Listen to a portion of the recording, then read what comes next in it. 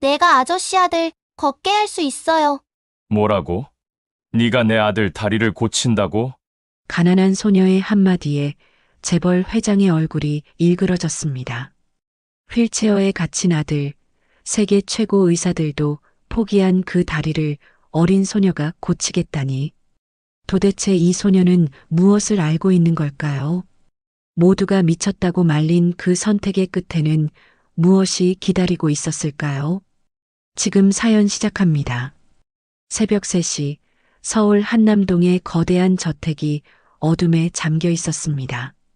3층 규모의 현대식 건물은 높은 담장에 둘러싸여 마치 세상과 단절된 섬처럼 보였죠.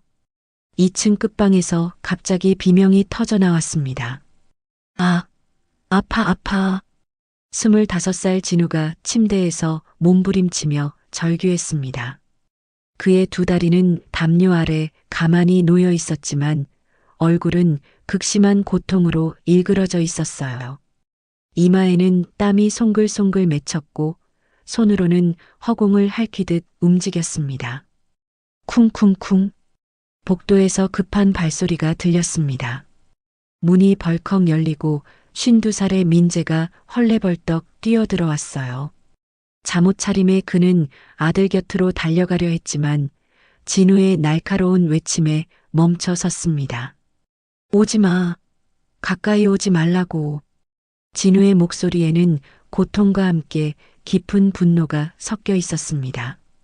그는 침대 옆 서랍을 더듬어 진통제통을 꺼냈어요.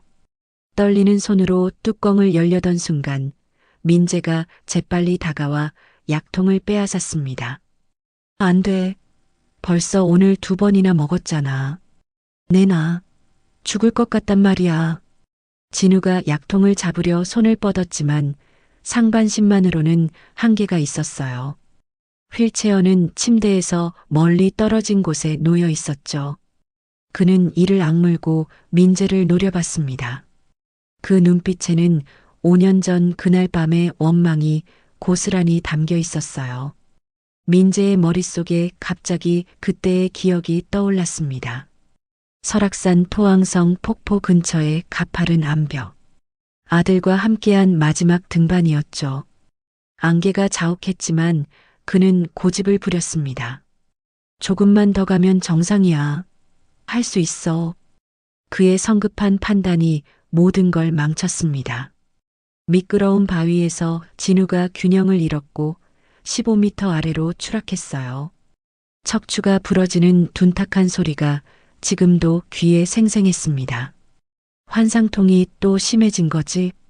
민재가 조심스럽게 물었지만 진우는 대답 대신 고개를 돌려버렸어요. 창밖으로 시선을 던진 그의 옆모습이 너무나 쓸쓸해 보였습니다.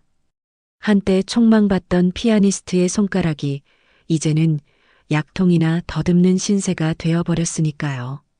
아침 8시 주치의 박 원장이 왕진을 왔습니다. 50대 중반의 그는 독일 유학파 출신으로 항상 위압적인 분위기를 풍겼어요. 진우를 진찰하던 그가 민재를 복도로 불러냈습니다. 회장님, 더 이상 미룰 수 없습니다. 독일 슈타인베르크 재활센터에서 연락이 왔어요. 얼마나 걸리죠? 3개월 입원 프로그램입니다. 비용은 5억 정도 예상하시면 됩니다. 민재는 한숨을 내쉬었습니다. 돈이 문제가 아니었어요. 진우가 과연 치료받기를 원할지가 관건이었죠. 거실을 지나던 진우가 갑자기 휠체어를 멈췄습니다. 먼지 쌓인 그랜드 피아노가 눈에 들어왔어요. 스타인웨이 최고급 모델. 15살 생일에 어머니가 선물해 준 것이었죠. 그는 이를 악물고 휠체어를 몰아 피아노 다리를 세게 들이받았습니다. 쾅! 둔탁한 소리와 함께 피아노 줄이 웅웅거렸어요. 불협화음이 저택 전체에 울려 퍼졌습니다. 민재가 놀라 달려왔지만 진우는 이미 자기 방으로 돌아간 뒤였죠. 서재에 홀로 남은 민재는 아내의 유품 상자를 꺼냈습니다. 그 안에는 진우의 어린 시절 연주의 DVD가 있었어요. 12살 진우가 쇼팽 에튜드를 연주하는 모습, 객석에서 행복하게 웃던 아내의 얼굴. 모든 게 꿈 같았던 시절이었죠. 미안해, 여보. 내가 우리 아들을 망쳤어. 그의 눈가에 눈물이 맺혔습니다. 문득 구석에 놓인 첼로 케이스가 보였어요. 먼지가 수북이 쌓여 있었지만 케이스에 붙은 낡은 포스터는 아직 선명했습니다. 민재와 진우, 부자 듀엣 콘서트라는 글씨가 20년 전의 꿈을 말해주고 있었죠. 민재는 노트북을 켜고 구인 사이트에 접속했습니다. 가정부 채용 공고를 올리면서 특별한 조건을 하나 추가했어요. 아이 동반 가능합니다. 왜 그런 조건을 넣었는지 자신도 알 수 없었습니다. 어쩌면 이 적막한 저택에 아이들 웃음소리가 그리웠는지도 모르죠. 진우가 어렸을 때처럼 생기 넘치던 그 시절이 너무나 그리웠으니까요. 사흘 후 오전 10시 저택의 현관 초인종이 울렸습니다. 민재가 직접 문을 열자 45살의 여성이 17살 소녀와 함께 서 있었어요. 검소하지만 단정한 차림의 한미숙은 긴장한 표정으로 고개를 숙였습니다. 면접 보러 온 한미숙입니다. 이 아이는 제 조카 채원이에요. 채원은 큰 눈으로 저택 내부를 둘러봤습니다. 한 손에는 낡은 가죽 가방을, 다른 손에는 이상한 종 모양의 금속 그릇 여러 개가 든 상자를 들고 있었죠. 민재는 잠시 소녀를 관찰했습니다. 또래보다 성숙해 보이는 얼굴에 묘한 침착함이 느껴졌어요. 응접실로 안내받은 미숙이 이력서를 꺼내 놓았습니다. 민재가 서류를 훑어보던 중 한 줄에서 시선이 멈췄어요. 남편분이 3년 전에 교통사고로. 네, 그 후로 채원이와 단둘이 살고 있습니다. 미숙의 목소리가 잠시 떨렸지만 곧 평정을 찾았어요. 민재는 왠지 모를 동질감을 느꼈습니다. 상실의 아픔을 아는 사람 특유의 공감대였죠. 요리 경력이 15년이시네요. 네, 작은 식당도 운영했었는데 남편이 떠난 후 정리했어요. 그런데 한 가지 자신 있는 게 있습니다. 미숙이 가방에서 밀폐 용기를 꺼냈어요. 따뜻한 김이 모락모락 피어올랐습니다. 갈비찜입니다. 드셔보시겠어요? 민재가 한 입 맛보는 순간 눈이 커졌습니다. 5년 만에 느끼는 제대로 된 맛이었어요. 그때 2층에서 휠체어 바퀴 소리가 들렸습니다. 진우가 엘리베이터를 타고 내려오고 있었죠. 무슨 냄새지? 평소와 달리 진우가 직접 응접실로 들어왔습니다. 갈비찜을 보더니 잠시 망설이다가 젓가락을 들었어요. 한 점, 두 점, 그리고는 그릇을 비우기 시작했습니다. 민재는 놀란 눈으로 아들을 바라봤어요. 5년 만에 처음으로 음식을 제대로 먹는 모습이었으니까요. 맛있네요. 진우가 작게 중얼거렸습니다. 미숙의 얼굴에 안도의 미소가 번졌어요. 맛있는 음식은 마음을 열어요. 마음이 열리면 몸도 열리는 법이죠. 그녀가 무심코 던진 말에 민재가 움찔했습니다. 진우도 젓가락을 멈추고 미숙을 쳐다봤어요. 그 순간 복도에서 이상한 소리가 들려왔습니다. 웅웅웅. 낮고 깊은 울림이 공기를 진동시켰어요. 채원이 복도에 앉아 티베트 싱잉볼을 연주하고 있었습니다. 나무 막대로 금속 그릇에 가장자리를 돌리자 신비로운 소리가 퍼져나갔죠. 채원아, 뭐하니? 미숙이 놀라 달려갔지만 진우는 그 소리에 홀린 듯 귀를 기울였습니다. 이상하게도 늘 느끼던 다리의 저릿함이 조금 누그러지는 것 같았어요. 죄송합니다. 이 아이가 할아버지한테 물려받은 건데. 할아버지요? 민재가 물었습니다. 채원이 조용히 대답했어요. 한이 사셨어요. 2달 전에 돌아가셨는데 이것들을 저한테 남기셨어요. 채원이 가죽 가방을 열었습니다. 안에는 두꺼운 노트 여러 권이 들어 있었어요. 표지에는 한문으로 빼곡히 뭔가가 적혀 있었죠. 한자를 읽을 수 있나요? 조금은요. 할아버지가 5년 동안 가르쳐 주셨거든요. 제가 옆에서 치료 보조도 했고요. 진우가 휠체어를 돌려 채원 쪽으로 다가갔습니다. 싱잉볼의 울림이 점점 커지자 그의 표정이 묘하게 변했어요. 고통스럽던 얼굴에 평온함이 스며들었죠. 이 소리, 뭔가 이상해요. 진우가 혼잣말처럼 중얼거렸습니다. 채원이 고개를 들어 그를 바라봤어요. 17살 소녀의 눈빛은 나이답지 않게 깊었습니다. 마치 무언가를 꿰뚫어 보는 듯한 시선이었죠. 오빠, 다리가 아프신가요? 아니, 안 아파. 원래 감각이 없어. 그런데 왜 아픈 표정을 하고 계세요? 채원의 단순한 질문에 진우가 말문이 막혔습니다. 맞았어요. 감각이 없다면서 왜 항상 고통스러워하는 걸까요? 미숙이 딸을 말리려 했지만 민재가 손짓으로 제지했습니다. 뭔가 특별한 순간이라는 걸 직감했거든요. 전환장애라는 게 있어요. 채원이 노트를 펼치며 말했습니다. 한문 사이사이에 한글로 메모가 되어 있었어요. 마음의 상처가 너무 크면 몸이 대신 아파하는 거예요. 할아버지가 그런 환자들을 많이 보셨대요. 진우의 얼굴이 굳어졌습니다. 그리고는 차갑게 말했죠. 난 진짜로 척추가 다쳤어. 심리적인 게 아니야. 알아요. 하지만 마음도 같이 다치셨잖아요. 채원의 말에 응접실이 조용해졌습니다. 민재는 놀란 눈으로 소녀를 바라봤어요. 어떻게 저 나이에 이런 통찰력을 가질 수 있을까요? 채용하겠습니다. 민재가 갑작스럽게 선언했습니다. 미숙이 놀라 눈을 크게 떴어요. 정말이신가요? 네, 내일부터 출근하시면 됩니다. 숙소도 제공하니까 짐을 가져오세요. 진우가 의외라는 표정으로 아버지를 봤지만 아무 말도 하지 않았습니다. 대신 채원이 들고 있던 싱잉볼을 한 번 더 쳐다봤어요. 그 울림이 자꾸만 마음속 깊은 곳을 건드리는 것 같았거든요. 다음 날 새벽 5시 채원은 조용히 숙소를 나와 정원으로 향했습니다. 아직 어둠이 걷히지 않은 시간이었지만 그녀에게는 중요한 일과가 있었어요. 할아버지가 가르쳐준 기공 체조를 매일 빠짐없이 해야 했거든요. 차가운 공기를 깊게 들이마시며 채원은 천천히 팔을 들어 올렸습니다.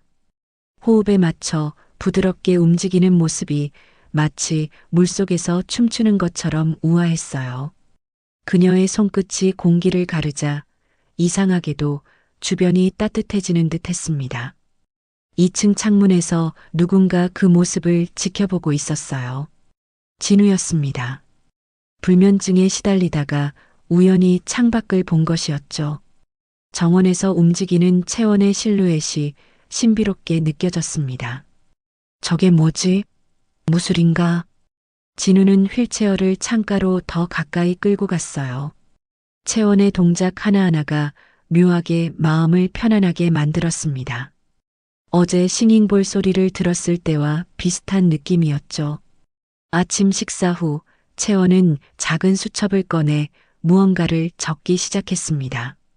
진우의 일과를 관찰하면서 기록을 남기는 것이었어요. 몇 시에 환상통이 오는지, 어떤 상황에서 표정이 굳어지는지 하나도 놓치지 않고 적었습니다.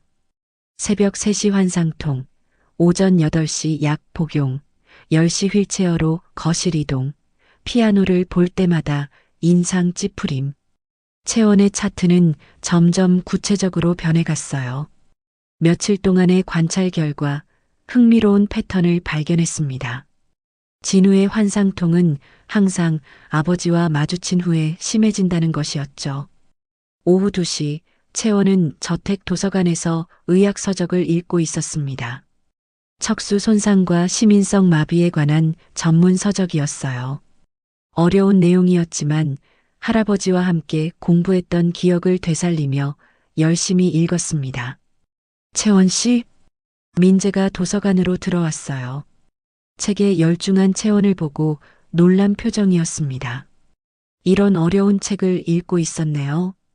진우 오빠를 이해하고 싶어서요. 불완전 마비인데도 전혀 못 움직이는 게 이상하거든요. 민재의 눈빛이 흔들렸습니다. 그도 늘 의문을 품고 있었던 부분이었어요. 의사들은 완전 마비라고 했지만 가끔 진우의 발가락이 무의식적으로 꿈틀거리는 걸 본 적이 있었거든요. 혹시 뭔가 발견한 게 있나요? 심리적 차단이라는 게 있대요. 트라우마가 너무 커서 뇌가 스스로 신호를 차단하는 거예요. 채원이 책의 한 페이지를 가리켰습니다. 거기에는 전환장애와 관련된 사례들이 적혀 있었어요. 그때 박 원장이 정기 진료를 위해 도착했습니다. 진우를 진찰하던 중 채원이 조용히 방으로 들어왔어요. 그녀는 박 원장의 진료를 유심히 지켜보다가 갑자기 질문을 던졌습니다. 선생님, MRI 상으로 신경이 일부 살아있다고 하셨죠? 박 원장이 인상을 찌푸렸어요. 어린 소녀가 의학적 질문을 한다는 게 못마땅했던 것이죠. 그래서요? 그런데 왜 전혀 움직이지 못하는 거예요? 불완전 마비면 조금이라도 움직여야 정상 아닌가요? 박 원장의 얼굴이 붉어졌습니다. 대답하기 곤란한 질문이었어요. 사실 그도 명확한 답을 갖고 있지 않았거든요. 의학적으로 복잡한 문제야. 어린 내가 이해할 수 없어. 그는 회피하듯 대답하고 서둘러 진료를 마쳤습니다. 하지만 진우는 채원의 질문이 계속 머릿속을 맴돌았어요. 정말로 자신의 다리는 완전히 죽은 걸까요? 저녁 식사 시간, 식당에서 음악이 흘러나왔습니다. 미숙이 분위기를 바꿔보려고 클래식 음악을 틀어놓은 것이었어요. 쇼팽의 녹턴이 잔잔하게 울려 퍼졌죠. 채원은 진우를 유심히 관찰했습니다. 그의 오른손 손가락이 식탁 위에서 미세하게 움직이고 있었어요. 피아노를 치는 듯한 움직임이었습니다. 무의식적인 반응이었죠. 오빠, 이 곡 좋아하세요? 진우가 깜짝 놀라 손을 움츠렸어요. 자신도 모르게 손가락이 움직인 걸 들킨 것 같아 당황했습니다. 아니, 그냥 손가락이 음악에 맞춰 움직이던데요. 근육 기억이 남아있는 거예요. 채원이 수첩에 또 무언가를 적었습니다. 진우는 불쾌한 표정을 지었지만 한편으로는 궁금했어요. 이 소녀가 대체 뭘 하려는 걸까요? 밤 9시 채원은 숙소에서 할아버지의 노트를 펼쳤습니다. 한문으로 빽빽이 적힌 내용을 한글로 번역하기 시작했어요. 어려운 작업이었지만 진우를 도울 수 있는 단서를 찾고 싶었습니다. 심신일원, 마음과 몸은 하나다. 할아버지의 첫 문장이 눈에 들어왔어요. 그 아래에는 구체적인 치료 사례들이 적혀 있었습니다. 전쟁 트라우마로 걷지 못하게 된 환자를 치료한 기록도 있었죠. 한편 민재의 서재에서는 무거운 침묵이 흐르고 있었습니다. 진우와 마주 앉아 있었지만 두 사람 사이에는 보이지 않는 벽이 있었어요. 5년 동안 쌓인 벽이었죠. 오늘 컨디션은 어때? 그냥 그래요. 짧은 대답만 오갔습니다. 민재는 아들과 제대로 대화하고 싶었지만 무슨 말을 해야 할지 몰랐어요. 진우도 마찬가지였습니다. 서로 상처 주는 말만 하게 될까봐 입을 다물고 있었죠. 일주일이 지난 아침, 식당에는 무거운 정적이 흐르고 있었습니다. 진우는 음식을 앞에 두고도 젓가락을 들지 않았어요. 민재는 아들을 걱정스럽게 바라보다가 신문으로 시선을 돌렸습니다. 미숙은 묵묵히 추가 반찬을 준비하고 있었죠. 채원은 진우 옆에 앉아 조용히 관찰하고 있었습니다. 일주일 동안의 기록을 통해 그녀는 확신을 갖게 되었어요. 진우의 상태는 단순한 척수 손상이 아니었습니다. 훨씬 복잡한 무언가가 숨어 있었죠. 진우 오빠. 채원이 갑자기 입을 열었습니다. 모든 시선이 그녀에게 쏠렸어요. 채원은 숨을 깊게 들이마시고 말을 이어갔습니다. 오빠는 불완전 마비예요. 걸을 수 있어요. 탕. 진우가 들고 있던 숟가락이 바닥에 떨어졌습니다. 그의 얼굴이 순식간에 붉어졌어요. 분노와 당황이 뒤섞인 표정이었죠. 뭐라고? 진우의 목소리가 떨렸습니다. 민재도 놀라서 신문을 내려놓았어요. 미숙은 딸을 말리려 했지만 채원은 물러서지 않았습니다. 제가 일주일 동안 관찰했어요. 오빠는 무의식 중에 발가락을 움직여요. 음악을 들을 때마다요. 채원이 가방에서 작은 상자를 꺼냈습니다. 안에는 사진 여러 장과 기록이 들어 있었어요. 할아버지와 함께 치료했던 환자들의 자료였죠. 이분도 전쟁 때 다리를 다쳤대요. 10년 동안 못 걸었는데 할아버지가 치료해서 다시 걸었어요. 진우가 갑자기 일어서려 했습니다. 아니, 정확히는 휠체어에서 몸을 일으키려는 동작이었어요. 하지만 곧 주저앉으며 접시를 밀어버렸습니다. 접시가 깨지는 소리가 식당에 울려 퍼졌죠. 내가 뭘 안다고. 17살이 무슨 의사야? 진우의 고함에 채원이 움츠러들었지만 곧 다시 고개를 들었습니다. 그녀의 눈빛은 흔들리지 않았어요. 저는 의사가 아니에요. 하지만 5년 동안 할아버지 병원에서 보조했어요. 전환장애 환자들을 많이 봤고요. 민재가 테이블을 손바닥으로 쳤습니다. 그의 얼굴에도 분노가 어렸어요. 채원 씨, 이건 도가 지나쳐요. 우리 아들이 장난감이에요? 아니에요. 정말로 가능하다고 생각해요. 채원이 눈물을 글썽이며 외쳤습니다. 미숙이 급히 딸을 감쌌어요. 죄송합니다, 회장님. 이 아이가 아직 어려서. 어리다고? 저는 진심이에요. 채원이 다시 한번 강하게 말했습니다. 그리고는 진우의 발 앞으로 다가갔어요. 주머니에서 깃털을 꺼내더니 진우의 발바닥에 살짝 대었습니다. 순간 진우의 발가락이 미세하게 움직였어요. 반사적인 근육 경련이었습니다. 민재와 미숙이 동시에 숨을 멈췄죠. 진우도 자신의 발을 믿을 수 없다는 표정으로 내려다봤습니다. 이게 뭐야? 진우의 목소리가 작아졌어요. 방금 전까지의 분노가 순식간에 혼란으로 바뀌었습니다. 채원이 조용히 설명했어요. 신경이 살아있다는 증거예요. 오빠 뇌가 스스로 신호를 차단하고 있을 뿐이에요. 바로 그때 박 원장이 정기 진료를 위해 도착했습니다. 식당의 긴장된 분위기를 느낀 그가 물었어요. 무슨 일이십니까?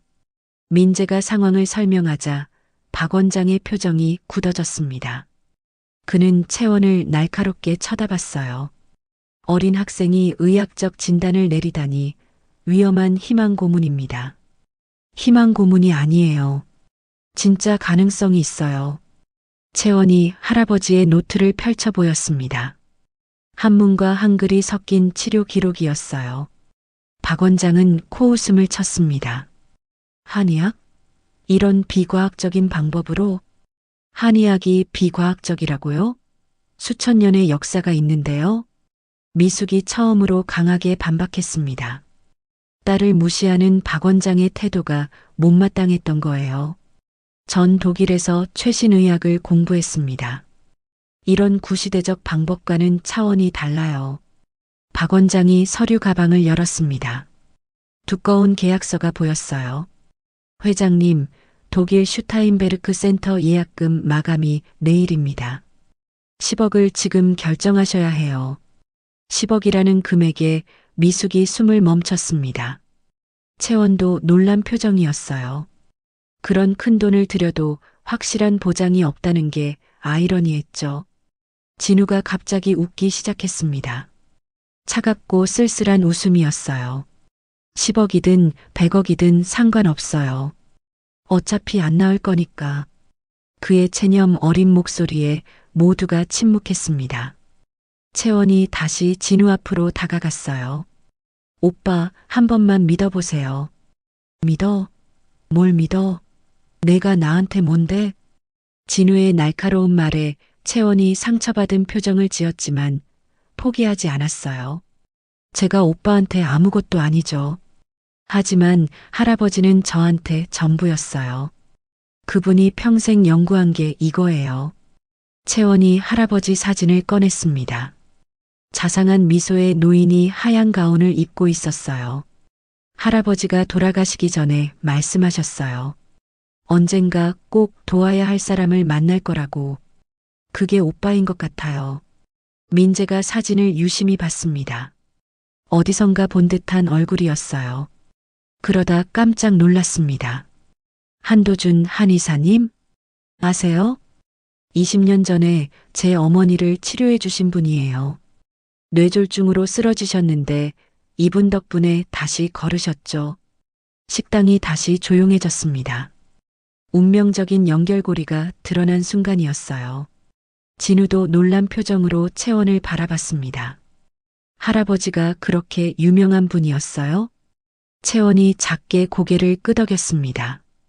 박 원장의 얼굴이 더욱 붉어졌어요. 상황이 자신에게 불리하게 돌아가고 있었거든요. 그래도 지금은 상황이 다릅니다. 척수 손상은 불완전 손상이잖아요. 채원이 단호하게 말했습니다. 그리고는 진우를 똑바로 쳐다봤어요. 오빠, 제가 걷게 할 수 있어요. 2달만 기회를 주세요. 진우는 채원의 눈을 피하지 못했습니다.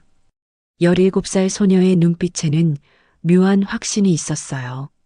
거짓말을 하는 사람의 눈이 아니었죠. 민재가 천천히 입을 열었습니다. 박 원장, 독일 거는 보류하겠습니다. 회장님, 대신 채원 씨에게 기회를 주고 싶네요. 물론 박 원장 치료도 계속 받으면서요. 박 원장이 이를 악물었습니다.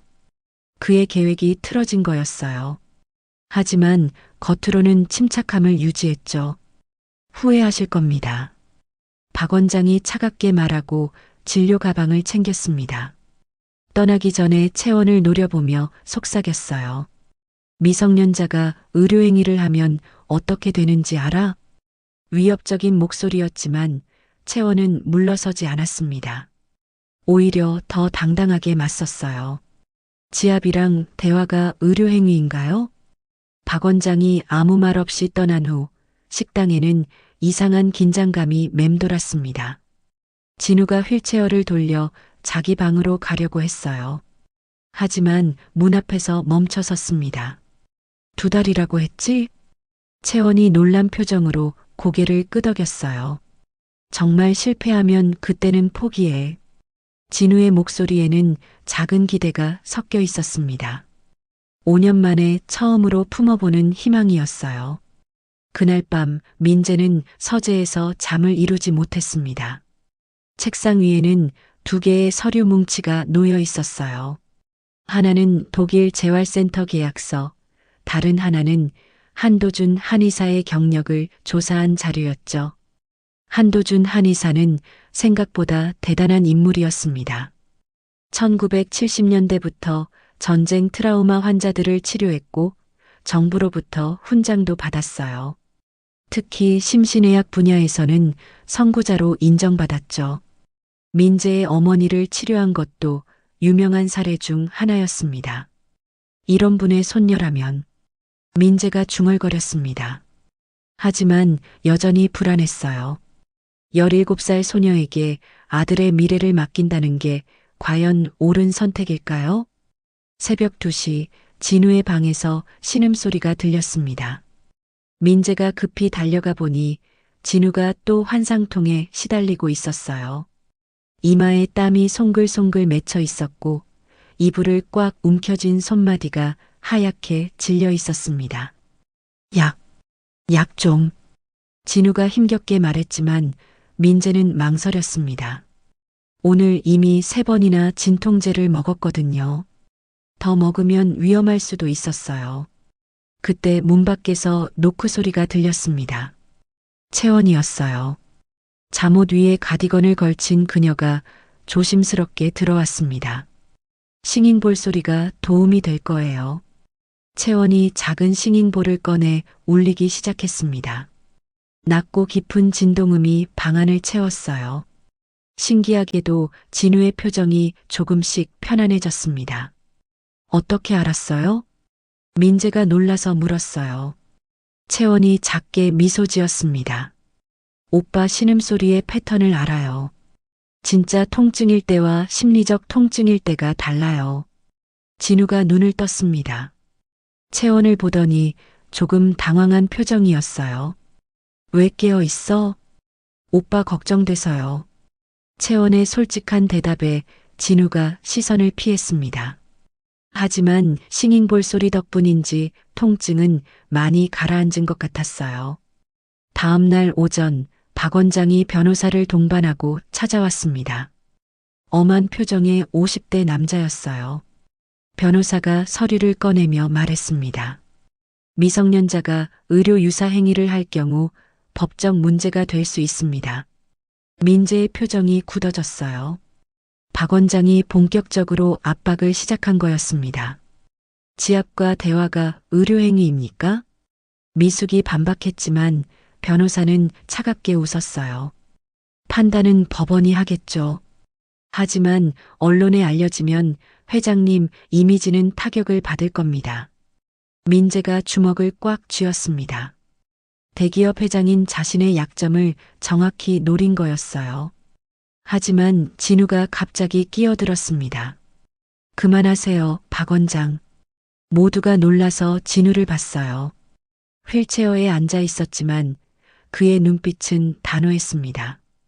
어젯밤에 채원이가 없었으면 전 진통제 과다 복용으로 응급실에 갔을 거예요. 박 원장의 얼굴이 붉어졌습니다. 자신이 처방한 약의 한계를 지적당한 거였으니까요.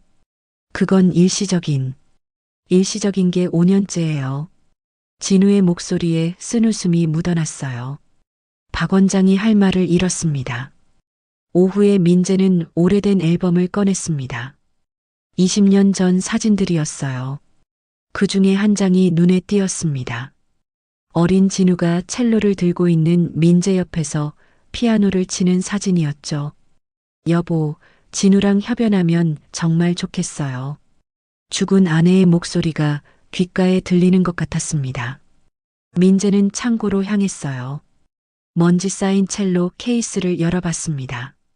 혀는 끊어져 있었지만 악기 자체는 멀쩡했어요. 혹시 민재의 마음속에 작은 계획이 떠올랐습니다. 채원이 말한 심리적 치유가 정말 가능하다면 음악이 도움이 될지도 모른다는 생각이었어요.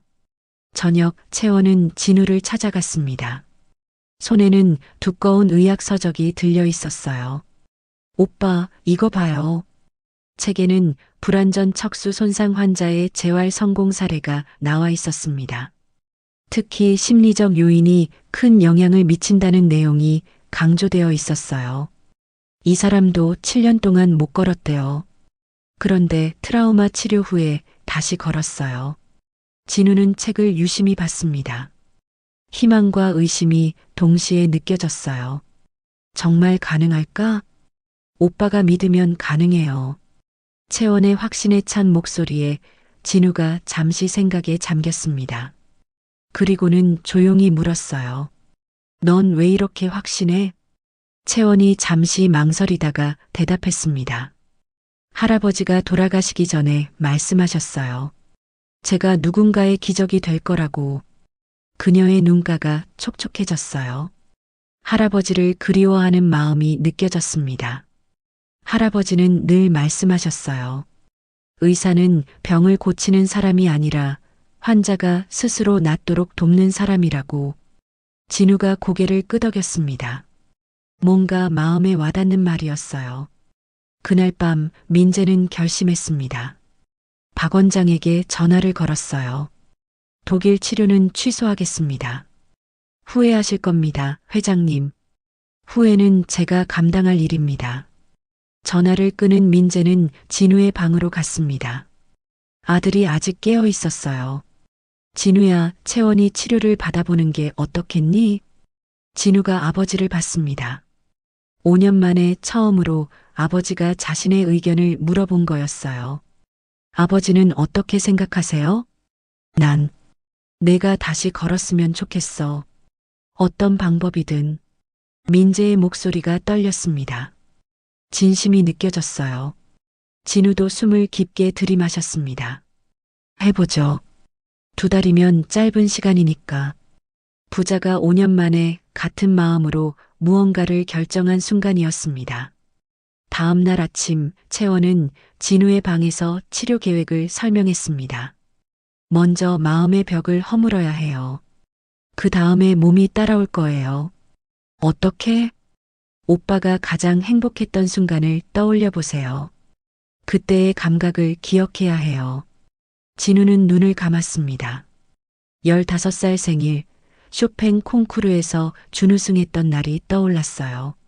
무대에서 피아노를 연주하던 순간 페달을 밟던 발의 감각까지 생생했습니다. 기억나요? 응. 페달을 밟는 느낌이 바로 그때였습니다. 진우의 오른발 엄지가 아주 미세하게 움직였어요. 본인도 느끼지 못할 정도로 작은 움직임이었지만 채원은 놓치지 않았습니다. 시작됐어요. 채원이 작게 미소 지었습니다. 긴 여정의 첫걸음이었어요.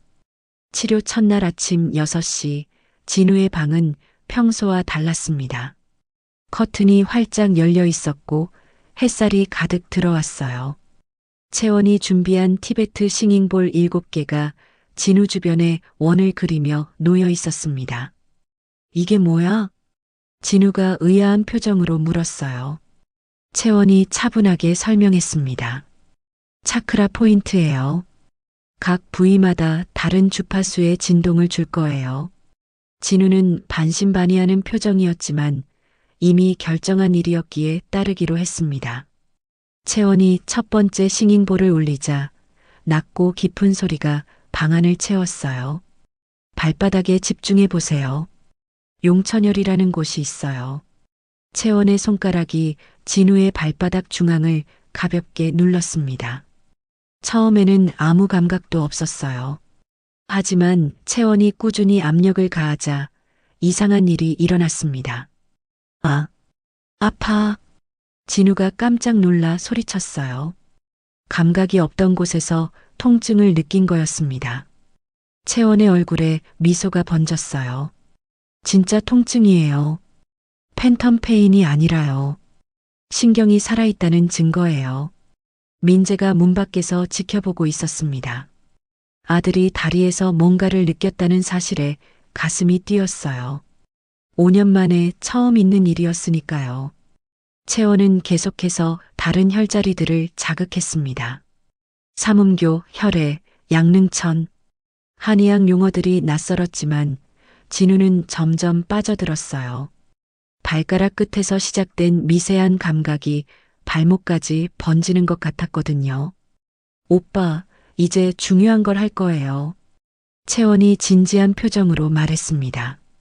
그녀는 진우의 머리맡에 앉더니 조용히 물었어요. 매일 자기 전에 다리와 대화해 주세요. 대화라니. 다리한테 말을 거는 거예요. 내일 함께 걸어보자. 고마워. 미안해. 뭐든 좋아요. 진우는 어이없다는 표정이었지만 채원의 진지한 눈빛에 고개를 끄덕였습니다. 한편 박 원장은 병원에서 다른 의사들과 회의를 하고 있었습니다. 테이블 위에는 진우의 의료 기록이 펼쳐져 있었어요. 믿을 수 없는 일입니다. 17살 아이가 무슨 치료를 한다고. 박 원장이 분개했지만 젊은 의사 한 명이 조심스럽게 의견을 냈어요. 하지만 최근 연구에 따르면 심리적 요인이 마비 회복에 큰 영향을 준다고. 그건 학술적 이론일 뿐이야. 박 원장이 테이블을 쳤습니다. 사실 그가 화난 진짜 이유는 따로 있었어요. 독일 센터와의 계약이 취소되면서 거액의 커미션을 잃게 된 거였죠. 저녁 민재는 오랜만에 창고에서 첼로를 꺼냈습니다. 먼지를 닦고 새 현을 갈았어요.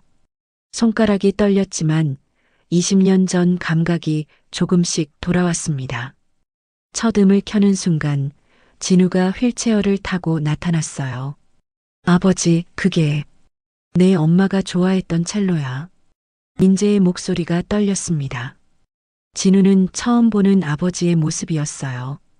음악을 대하는 아버지의 표정이 너무나 진지했거든요. 우리가 언젠가 함께 연주하자고 약속했었어. 기억하니? 진우가 고개를 끄덕였습니다. 8살 때의 기억이 어렴풋이 떠올랐어요.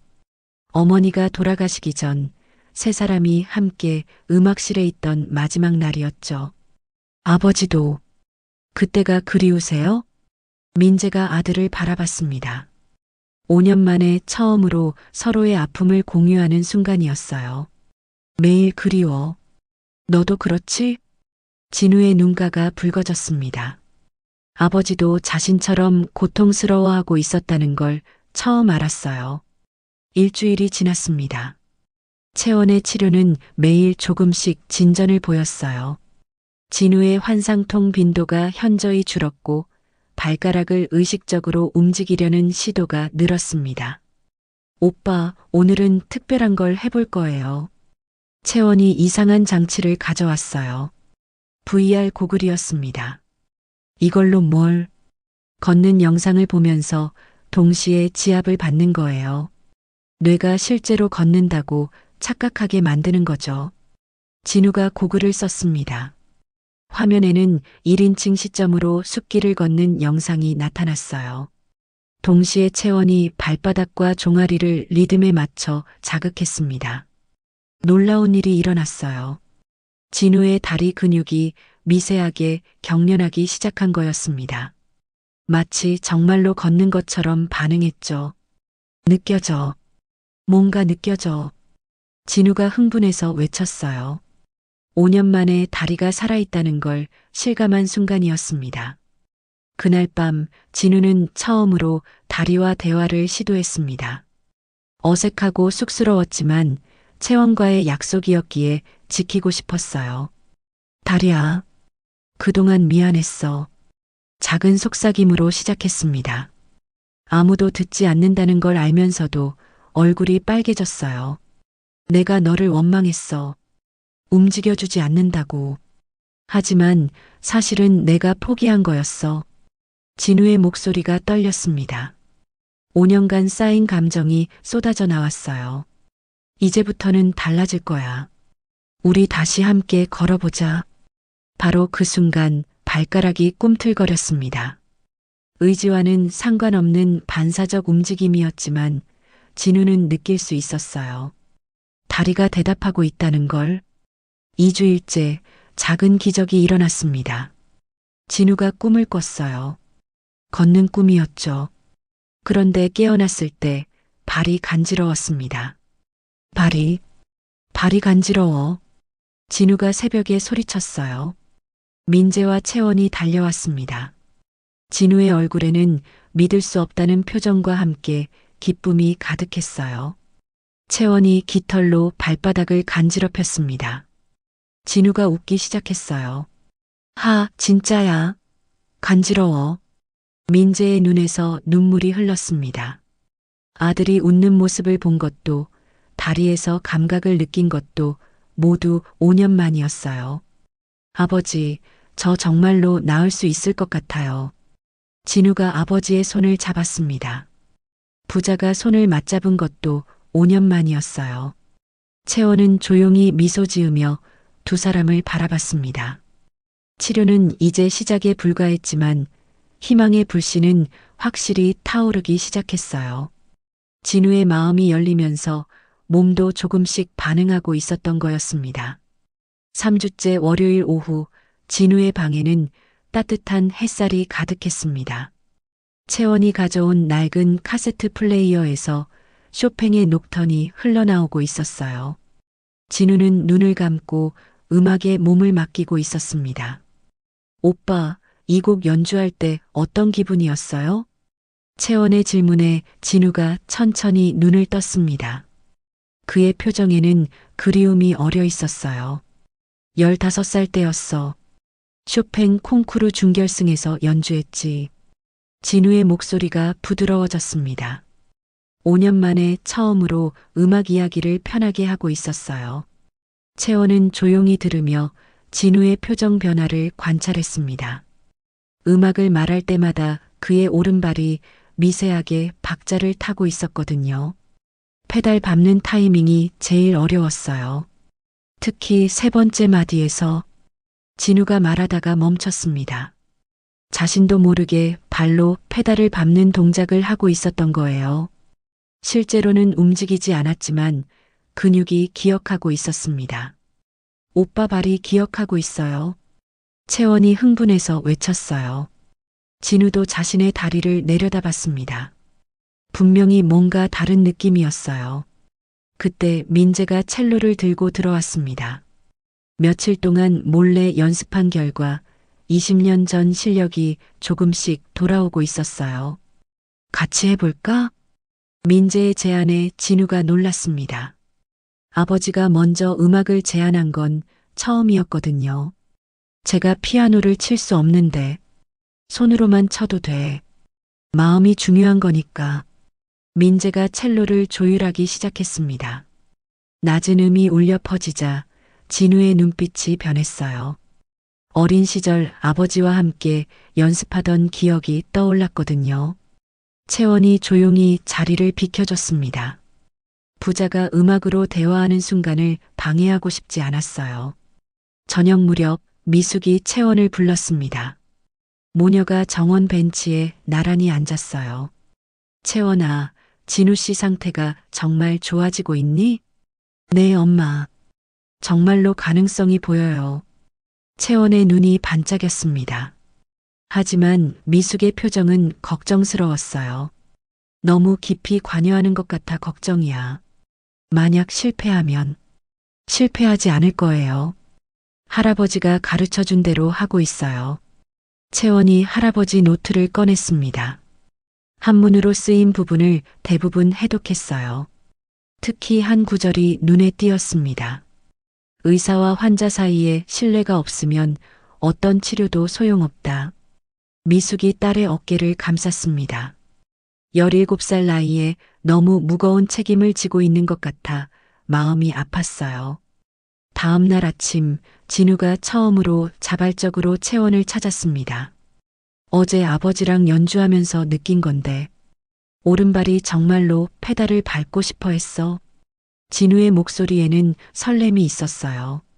채원이 미소 지었습니다. 그럼 오늘은 실제로 페달을 밟는 연습을 해봐요.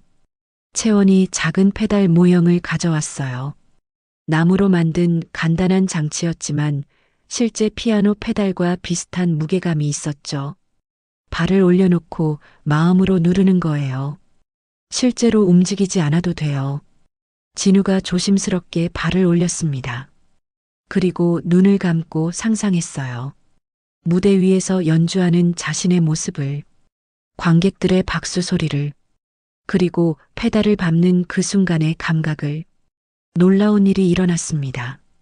진우의 발가락이 실제로 구부러진 거예요. 아주 작은 움직임이었지만 분명한 의지적 행동이었습니다. 움직였어. 내가 움직였어. 진우가 흥분해서 소리쳤어요. 채원도 함께 기뻐했습니다. 이제 시작이에요. 조금씩 더 많이 움직일 수 있을 거예요. 그날 오후 병원에서 정기 검사가 있었습니다. MRI 결과를 본 의사가 놀란 표정을 지었어요. 이상하네요. 신경신호가 이전보다 활발해졌어요. 박 원장은 믿을 수 없다는 표정이었습니다. 자신이 불가능하다고 단언했던 일이 실제로 일어나고 있었거든요. 측정 오류일 겁니다. 아니에요. 3번이나 확인했습니다. 분명히 개선되고 있어요. 젊은 의사의 말에 박 원장의 얼굴이 붉어졌습니다. 하지만 더 이상 부정할 수 없었어요. 데이터가 명확했으니까요. 밤 9시 진우는 혼자 방에서 다리와 대화를 나누고 있었습니다. 이제는 전혀 어색하지 않았어요. 오늘 정말 고마웠어. 내가 움직여줘서. 진우가 자신의 다리를 쓰다듬었습니다. 감각은 여전히 둔했지만 따뜻함이 느껴졌어요. 우리 정말로 다시 걸을 수 있을까? 마치 대답하듯 발가락이 또 한 번 꿈틀거렸습니다. 진우의 눈에 눈물이 고였어요. 희망이 현실이 되어가고 있었습니다. 한편 채원은 할아버지 노트의 마지막 부분을 읽고 있었습니다. 거기에는 흥미로운 내용이 적혀 있었어요. 부자간의 트라우마는 함께 치유되어야 한다. 한 사람만 나아서는 완전한 치유가 아니다. 채원은 민재와 진우를 떠올렸습니다. 두 사람 모두 상처를 안고 있었어요. 등산 사고의 트라우마를 함께 극복해야만 진정한 치유가 가능할 것 같았습니다. 다음 날 채원은 특별한 제안을 했습니다. 오빠랑 아저씨가 함께 치료받으면 어떨까요? 민재와 진우가 동시에 채원을 봤어요. 두 사람의 표정에는 당황함과 함께 묘한 기대가 섞여 있었습니다. 아버지도 치료가 필요하신가요? 진우가 조심스럽게 물었어요. 민재가 잠시 망설이다가 대답했습니다. 나도. 그날 이후로 잠을 제대로 못 자. 늘 악몽을 꿔. 아버지의 고백에 진우가 놀랐습니다. 자신만 고통받는 줄 알았는데 아버지도 똑같았던 거예요. 채원이 부드럽게 말했습니다. 두 분이 함께 음악으로 치유하면 더 빨리 나을 수 있어요. 부자가 서로를 바라봤습니다. 5년간 쌓인 벽이 조금씩 무너지고 있었어요. 음악과 채원의 도움으로 두 사람은 서로의 상처를 이해하기 시작했습니다. 한 달째 되는 날 아침, 진우의 방은 완전히 달라진 공간이 되어 있었습니다. 벽에는 재활 성공 사례들의 사진이 붙어 있었고, 창가에는 채원이 가져다 놓은 작은 화분들이 햇빛을 받고 있었어요. 가장 눈에 띄는 건 침대 옆에 놓인 작은 피아노 페달이었습니다. 오빠, 오늘은 특별한 날이에요. 채원이 들뜬 목소리로 말했습니다. 손에는 새로운 장비가 들려 있었어요. 작은 전기 자극기였죠. 이게 뭐야? 근육 전기 자극 장치예요. 의사 선생님 허락받고 빌려왔어요. 진우의 표정이 긴장되었지만 이제는 채원을 완전히 신뢰하고 있었습니다. 지난 한 달 동안 그녀가 보여준 헌신과 전문성은 나이를 뛰어넘는 것이었거든요. 채원이 진우의 종아리에 패드를 붙였습니다. 약한 전류가 흐르자 근육이 미세하게 수축했어요. 진우는 그 감각에 놀랐습니다. 느껴져. 정말로 느껴져. 그의 목소리에는 감격이 묻어났어요. 5년 만에 종아리 근육이 살아있다는 걸 실감한 순간이었습니다.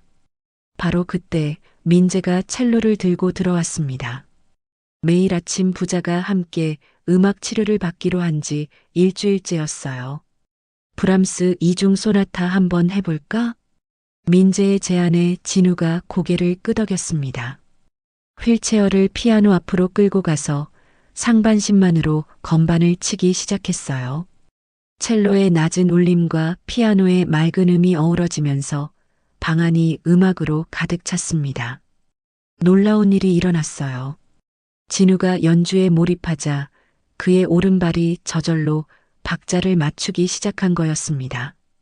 실제로 페달을 밟지는 못했지만 발목이 위아래로 움직이고 있었어요. 아버지, 제 발 좀 보세요. 진우가 흥분해서 외쳤습니다. 민재도 연주를 멈추고 아들의 발을 바라봤어요. 정말로 움직이고 있었습니다. 음악이 내 몸을 깨우고 있구나. 민재의 목소리가 떨렸어요. 아들이 회복되는 모습을 보니 가슴이 벅차올랐습니다. 오후에는 더 놀라운 일이 있었습니다. 채원이 준비한 VR 고글을 쓰고 가상현실 속에서 걷기 훈련을 하던 중 진우가 갑자기 소리쳤어요. 발가락이 10개가 다 움직여. 정말이었습니다. 양발의 발가락 모두가 의지대로 구부러지고 펴지고 있었어요. 미세한 움직임이었지만 분명한 진전이었습니다. 채원이 급히 수첩에 기록했습니다. 회복 속도가 예상보다 빨랐어요. 심리적 차단이 풀리면서 신체도 빠르게 반응하고 있었던 거였죠.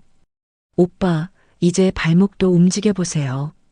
진우가 온 힘을 집중했습니다. 이마에 땀이 송글송글 맺혔어요.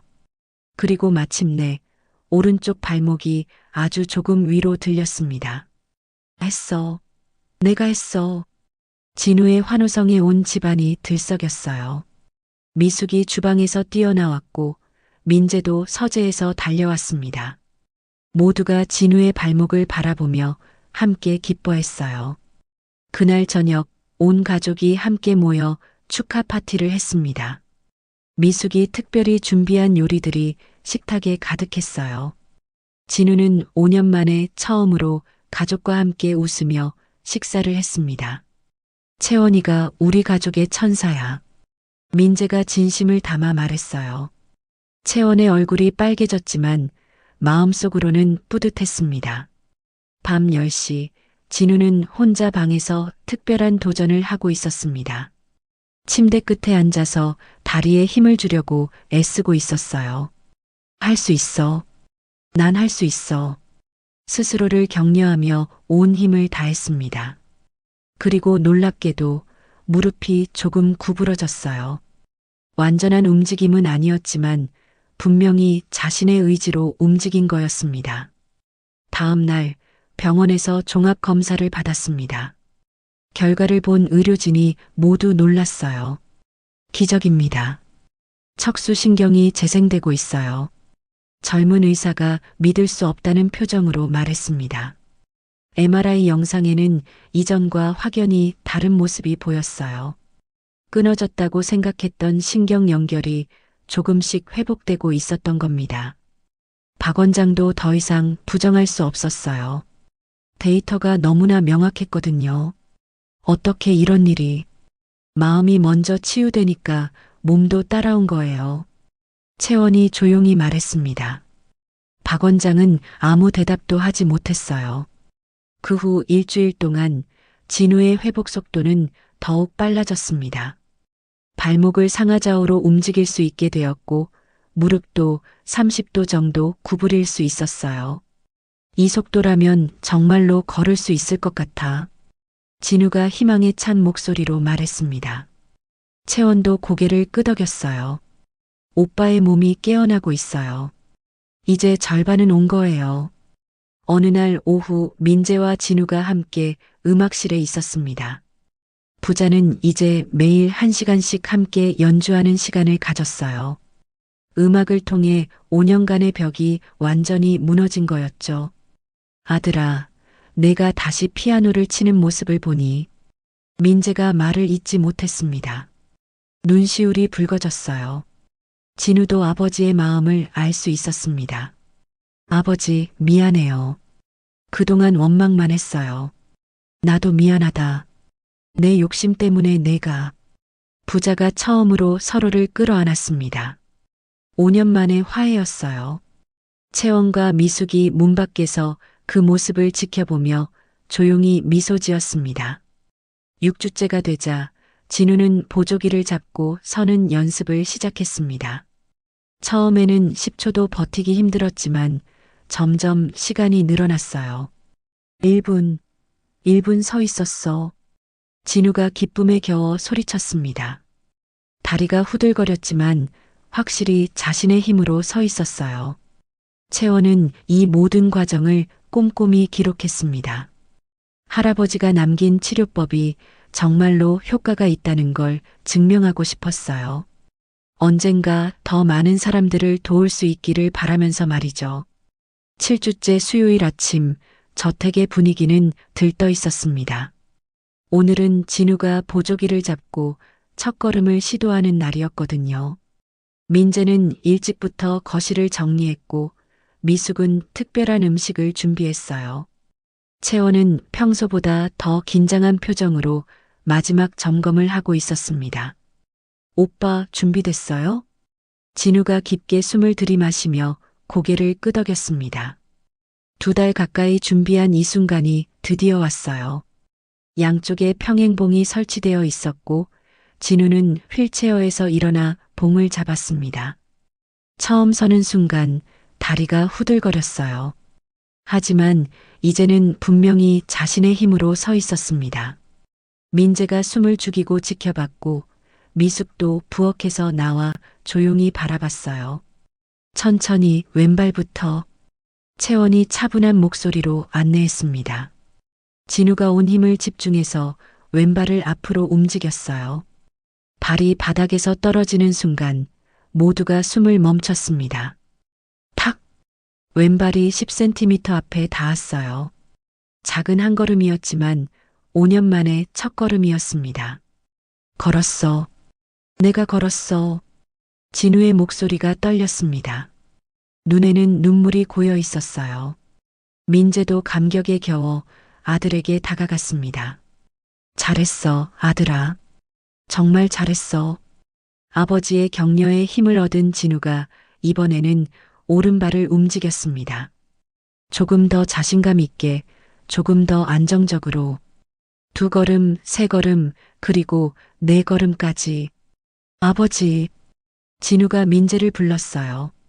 5년 만에 처음으로 아버지를 아빠라고 부르고 싶은 마음이 들었습니다. 아빠, 저 걷고 있어요. 그 한마디에 민재의 눈에서 눈물이 쏟아졌습니다. 아들이 다시 아빠라고 불러준 것도, 걷는 모습을 본 것도 모두 기적 같았어요. 바로 그때 현관문이 열리며 누군가 들어왔습니다. 박 원장이었어요. 그는 믿을 수 없다는 표정으로 진우를 바라봤습니다. 이게 어떻게 선생님이 불가능하다고 했던 일이 일어났어요. 진우가 당당하게 말했습니다. 박 원장은 할 말을 잃었어요. 자신의 의학적 판단이 완전히 틀렸다는 걸 인정해야 했거든요. 그날 오후 긴급하게 의료진이 소집되었습니다. 진우의 상태를 정밀 검사한 결과는 놀라웠어요. 척수신경이 상당 부분 회복되었습니다. 의학적으로 설명하기 어려운 수준이에요. 젊은 의사가 흥분해서 설명했습니다. MRI 영상을 본 다른 의사들도 모두 놀란 표정이었어요. 심리적 치료가 이런 결과를 만들 수 있다니. 박 원장도 마침내 인정했습니다. 그는 채원에게 다가가 고개를 숙였어요. 미안합니다. 제가 편견을 가지고 있었어요. 채원은 담담하게 고개를 끄덕였습니다. 원망하는 마음은 없었어요. 진우가 회복되는 것만으로도 충분히 보상받은 기분이었거든요. 저녁 온 가족이 정원에 모였습니다. 진우는 보조기를 잡고 정원을 한 바퀴 돌았어요. 느린 걸음이었지만 확실한 발걸음이었습니다. 엄마가 살아계셨다면 정말 기뻐하셨을 텐데. 진우가 하늘을 바라보며 말했습니다. 민재가 아들의 어깨를 감쌌어요. 하늘에서 보고 계실 거야. 내가 다시 걷는 모습을. 그때 채원이 무언가를 발견했습니다. 진우가 걸을 때마다 표정이 미묘하게 변하는 걸 알아챈 거예요. 오빠, 혹시 음악을 들으면서 걸으면 어떨까요? 음악을? 채원이 작은 스피커를 가져와 쇼팽의 발라드를 틀었습니다. 신기하게도 음악이 흐르자 진우의 걸음이 더 자연스러워졌어요. 리듬에 맞춰 발을 옮기니 균형 잡기도 쉬워졌습니다. 음악이 도와주는 것 같아. 진우가 기쁘게 외쳤어요. 피아니스트였던 그에게 음악은 몸의 일부나 다름없었으니까요. 그날 밤 진우는 일기를 썼습니다. 5년 만에 처음이었어요. 오늘 나는 다시 태어났다. 채원이와 아버지, 그리고 모든 사람들 덕분에. 이제 정말로 새로운 시작이다. 펜을 내려놓고 자신의 다리를 바라봤습니다. 여전히 완전하지는 않았지만 분명히 살아있었어요. 그리고 앞으로 더 좋아질 거라는 확신이 있었습니다. 한편 채원은 할아버지 노트를 정리하고 있었습니다. 진우의 사례를 추가하면서 새로운 치료법의 가능성을 기록했어요. 할아버지, 저 해냈어요. 할아버지가 가르쳐 주신 대로요. 하늘을 바라보며 속삭였습니다. 어딘가에서 할아버지가 미소 짓고 있을 것 같았어요. 다음 날 아침 언론에서 연락이 왔습니다. 진우의 기적적인 회복 소식이 알려진 거였어요. 취재를 하고 싶습니다. 많은 환자들에게 희망이 될 거예요. 기자의 요청에 민재는 잠시 고민했습니다. 하지만 진우가 먼저 대답했어요. 좋아요. 다른 사람들도 희망을 가질 수 있다면. 진우의 결정에 채원도 동의했습니다. 자신들의 이야기가 더 많은 사람들에게 도움이 되기를 바랐어요. 촬영 당일 진우는 카메라 앞에서 당당히 걸었습니다. 비록 보조기를 잡고 있었지만 분명한 자신의 힘으로 걷고 있었어요. 포기하지 마세요. 기적은 일어납니다. 진우가 카메라를 보며 말했습니다. 그의 진심 어린 목소리가 전파를 타고 많은 사람들에게 전해질 거였어요. 그러나 이 모든 기쁨 뒤에는 아직 넘어야 할 산이 있었습니다. 완전한 회복까지는 갈 길이 멀었고 언제 다시 악화될지 모르는 불안감도 있었어요. 하지만 지금 이 순간만큼은 모두가 행복했습니다. 첫 번째 기적이 일어난 이 순간을 영원히 기억하고 싶었어요. 8주째 월요일 언론 보도 이후 저택에는 평온이 사라졌습니다. 기자들이 매일 찾아왔고 환자 가족들의 문의 전화가 끊이지 않았어요. 민재는 비서를 통해 모든 연락을 차단했지만 압박은 계속되었습니다. 더 큰 문제는 다른 곳에서 시작되었어요. 박 원장이 의료계에 공식 문서를 제출한 거였습니다. 미성년자의 무자격 의료행위를 고발하는 내용이었죠. 이건 명백한 불법입니다. 한의사 자격도 없는 17살이 환자를 치료했어요. 의료윤리위원회 회의에서 박 원장이 강하게 주장했습니다. 그는 독일 재활센터와의 계약 파기로 입은 손실을 만회하려는 듯 했어요. 3억 원이 넘는 커미션을 잃었으니까요. 그날 오후 경찰이 저택을 찾아왔습니다. 채원을 조사하겠다는 거였어요. 민재가 강하게 항의했지만 법적 절차를 막을 수는 없었습니다. 저는 의료행위를 한 적이 없어요. 그저 지압과 대화를 했을 뿐이에요. 채원이 담담하게 대답했지만 경찰관의 표정은 딱딱했습니다. 조사 서류를 작성하는 동안 진우는 안절부절 못했어요. 제가 증언하겠습니다. 채원이는 아무 잘못이 없어요. 하지만 진우의 증언만으로는 부족했습니다. 법적으로 애매한 부분이 많았거든요. 채원이 사용한 전기 자극기나 의학 서적을 참고한 것도 문제가 될 수 있었어요. 더 나쁜 소식이 이어졌습니다. 진우의 상태가 갑자기 나빠진 거였어요. 스트레스 때문인지 다시 환상통이 시작되었고 겨우 움직이던 다리도 힘이 빠지기 시작했습니다. 안 돼. 이럴 수는 없어. 진우가 절망적으로 중얼거렸습니다. 보조기를 잡고 서려 했지만 다리가 말을 듣지 않았어요. 마치 처음으로 돌아간 것 같았습니다. 채원이 급히 달려왔지만 진우는 그녀를 밀어냈어요. 이제 그만해. 너도 위험해질 거야. 오빠, 경찰이 왔잖아. 내가 잡혀가면 어떡해?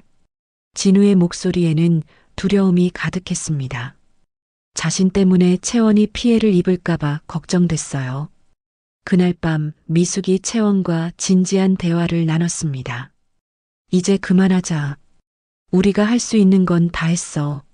엄마 하지만 내가 경찰에 조사받는 걸 아빠가 하늘에서 보면 얼마나 속상하시겠니? 미숙의 눈에 눈물이 고였어요. 딸이 고생하는 모습을 보는 게 너무 힘들었습니다. 다음 날 의료 전문 변호사가 찾아왔습니다. 박 원장이 고용한 사람이었어요. 그는 두꺼운 서류 뭉치를 테이블에 올려놓았습니다. 합의하시는 게 좋을 겁니다. 재판까지 가면 채원 양이 불리해요. 무슨 합의요? 민재가 날카롭게 물었습니다. 변호사가 서류를 펼쳤어요.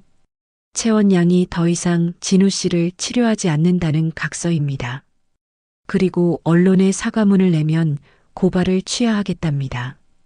민재의 얼굴이 붉어졌습니다. 분노가 치밀어 올랐어요. 이건 협박이야. 사실을 말씀드리는 겁니다. 미성년자가 전과자가 되길 원하시나요? 변호사의 차가운 말에 모두가 침묵했습니다. 채원의 미래가 걸린 문제였어요. 진우가 휠체어를 타고 나타났습니다. 이틀 만에 다시 휠체어 신세가 된 거였어요. 채원이를 내버려둬요. 이 모든 게 제 탓이에요. 진우의 체념 어린 목소리가 가슴을 아프게 했습니다. 한 달 전의 희망찬 모습은 온데간데 없었어요. 채원이 고개를 저었습니다. 포기 안 해요. 오빠가 다시 일어설 때까지. 그만해. 너까지 망칠 수는 없어. 진우가 처음으로 채원에게 소리쳤어요. 그의 눈에는 절망과 분노가 뒤섞여 있었습니다. 그때 전화벨이 울렸습니다. 병원에서 온 전화였어요.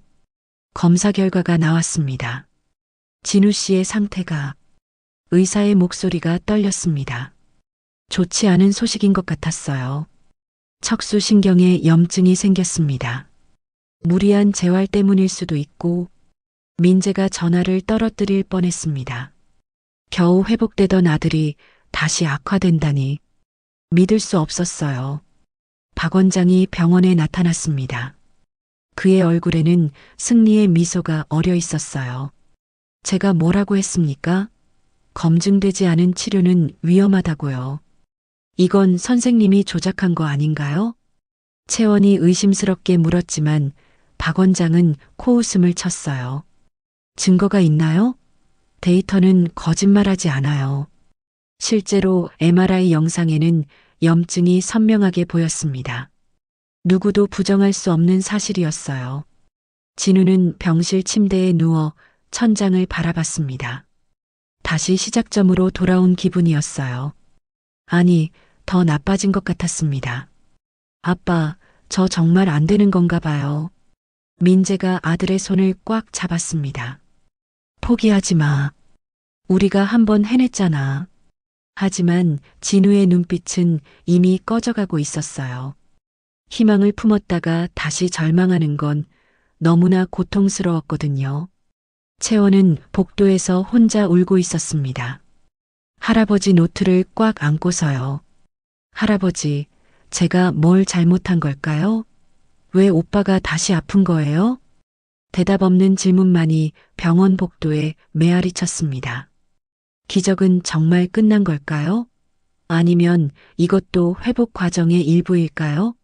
아무도 알 수 없었습니다. 병원에 입원한 지 사흘째 되는 아침, 진우의 상태는 최악이었습니다. 척수 염증이 퍼지면서 다리뿐만 아니라 허리까지 감각이 사라지기 시작했어요. 의료진은 긴급 회의를 거듭했지만 뚜렷한 해결책을 찾지 못했습니다. 스테로이드 치료를 시작해야 합니다. 염증을 막지 못하면 담당 의사가 말을 끝맺지 못했어요. 하지만 모두가 알고 있었습니다. 최악의 경우 전신마비가 될 수도 있다는 걸요. 진우는 병실 침대에 누워 있었습니다. 겨우 회복했던 희망이 모두 사라진 지금 그의 눈은 텅 비어 있었어요. 민재가 아들 곁을 지키고 있었지만 무슨 말을 해야 할지 몰랐습니다. 그때 채원이 병실로 들어왔어요. 하지만 진우는 고개를 돌려버렸습니다. 나가. 너 때문이야. 차가운 말에 채원이 멈춰섰습니다. 진우의 목소리에는 원망이 가득했어요. 오빠, 내가 희망을 줬어. 할 수 있다고, 걸을 수 있다고. 그런데 봐, 더 나빠졌잖아. 진우가 소리쳤습니다. 그의 얼굴이 일그러졌어요. 분노와 절망이 뒤섞인 표정이었죠. 채원의 눈에서 눈물이 흘렀습니다. 진우의 말이 맞았어요. 자신이 섣부른 희망을 준 것 같아 죄책감이 밀려왔습니다. 미안해요. 정말 미안해요. 채원이 울며 병실을 뛰쳐나갔습니다. 민재가 아들을 바라봤어요. 너무 심했어. 아버지도 나가세요. 혼자 있고 싶어요. 진우가 이불을 머리까지 뒤집어 썼습니다. 더 이상 아무것도 보고 싶지 않았어요. 그날 오후 박 원장이 승리의 미소를 띠고 나타났습니다. 손에는 법원 서류가 들려 있었어요.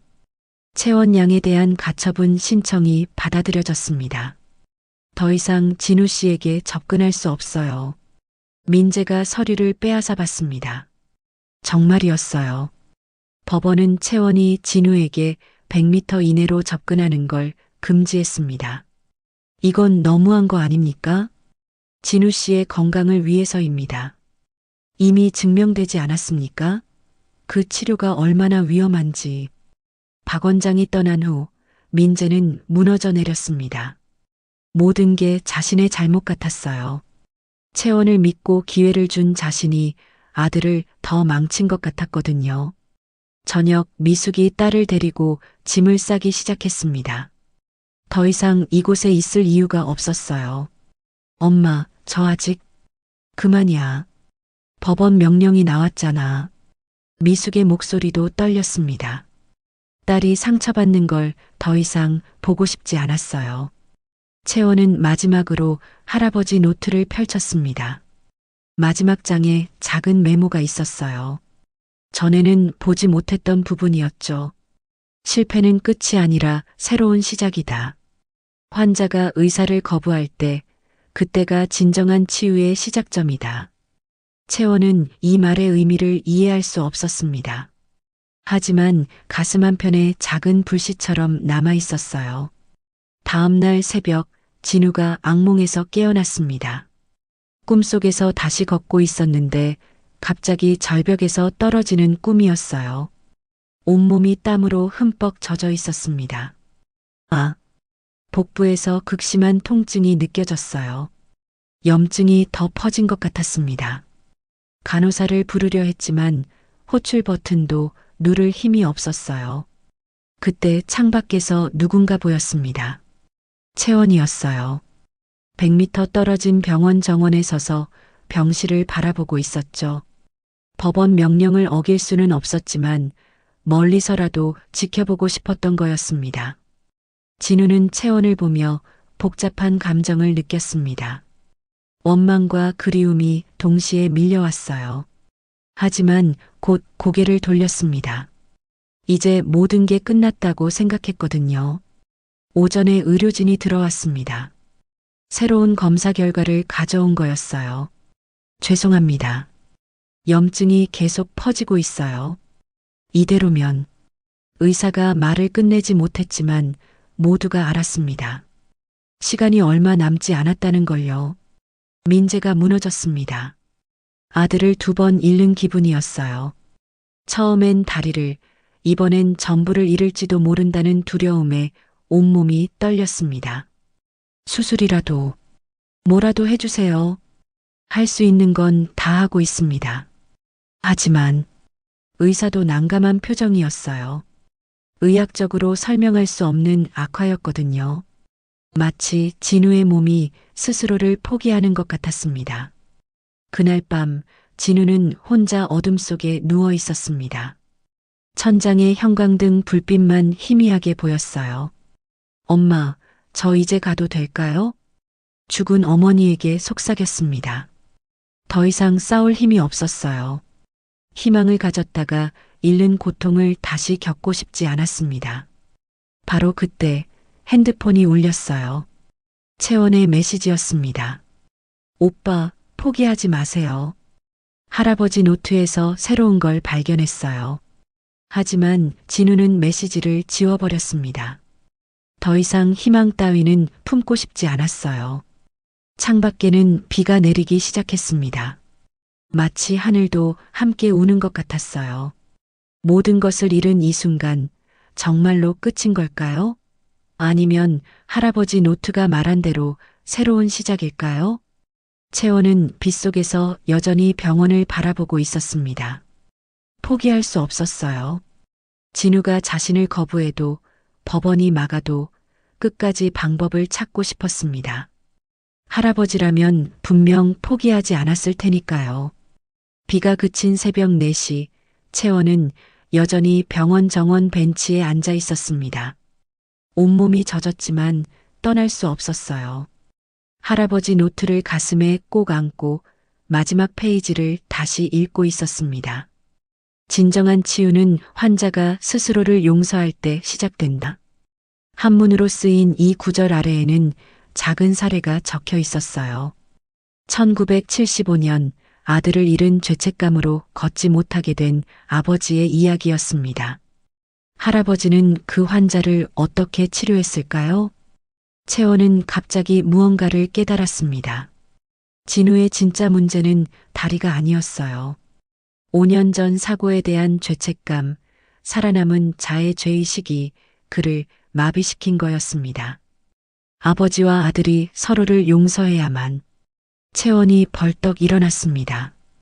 할아버지 노트의 뒷부분에 숨겨진 치료법을 발견한 거였어요. 부작한 트라우마 동시 치유법의 핵심이었죠. 같은 시각, 진우는 병실에서 극심한 고통에 시달리고 있었습니다. 스테로이드 부작용으로 온몸이 부어올랐고 호흡도 가빠졌어요. 산소 마스크를 쓰고 있었지만 숨쉬기가 힘들었습니다. 민재는 아들 곁을 떠나지 않았어요. 진우의 손을 꼭 잡고 있었지만 아들은 반응이 없었습니다. 의식이 희미해지고 있었거든요. 진우야, 아빠가 미안해. 다 내 잘못이야. 민재의 눈물이 진우의 손등에 떨어졌습니다. 그때 진우가 희미하게 눈을 떴어요. 아빠, 저도 미안해요.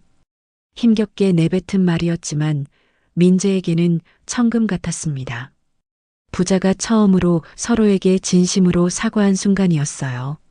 엄마가 보고 싶어요. 진우의 목소리가 점점 작아졌습니다. 민재가 아들을 꼭 안았어요. 엄마는 늘 우리 곁에 있어. 너를 지켜보고 계셔. 그때 병실 문이 열렸습니다. 미숙이었어요. 법원 명령을 어기고 들어온 거였습니다. 회장님, 채원이가 중요한 걸 발견했대요. 지금은 진우 씨를 살릴 방법이래요. 미숙의 절박한 목소리에 민재가 고개를 들었습니다. 희망과 의심이 동시에 느껴졌어요. 채원이 100m 밖 복도에서 전화로 설명했습니다. 미숙이 스피커폰으로 들려줬어요. 아저씨, 진우 오빠에게 필요한 건 용서예요. 자기 자신을 용서하는 거요. 무슨 소리야? 오빠는 살아남은 걸 죄책감으로 느끼고 있어요.